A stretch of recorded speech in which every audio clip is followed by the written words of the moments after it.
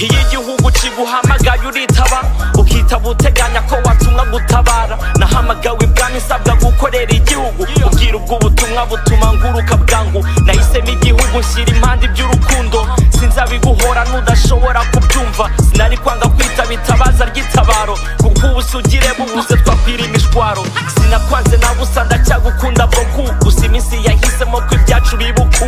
Nahinduye amazina pasiporo mfite ndwi, nkora nk'umutima singoheka jure ndwi.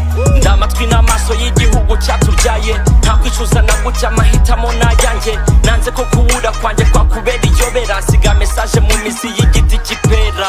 Nafashe ipiki piga munsi y'igiti, ngituritse indiba ariko nirinda guca imizi. Fata icupa ry'imiti nandikaho imitima, nterekamo ubutumwa ntiyenda uzabubona.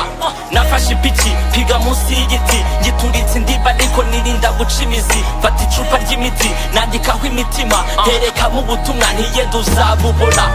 Amateka azavuga iby'amahitamo yanjye yo gushaka kw'iwacu hakwitwa igihangange. Kimwe na Ruganzu urugamba ndiho rurazwi, mvuganira u Rwanda aho ndi hose nubwo ntajwi. Nta wundi mugambi uretse guharanira inyungu no kurwanya byose byasubiza inyuma igihugu.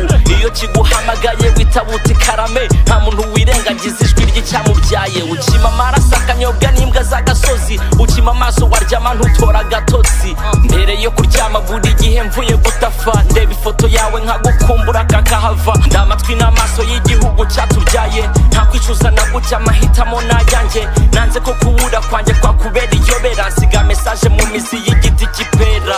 Nafashe ipiki piga munsi y'igiti, ngituritse indiba ariko nirinda guca imizi. Fata icupa ry'imiti nandikaho imitima, nterekamo ubutumwa ntiyenda uzabubona. Nafashe ipiki piga munsi y'igiti, ngituritse indiba ariko nirinda guca imizi. Fata icupa ry'imiti nandikaho imitima, nterekamo ubutumwa ntiyenda uzabubona.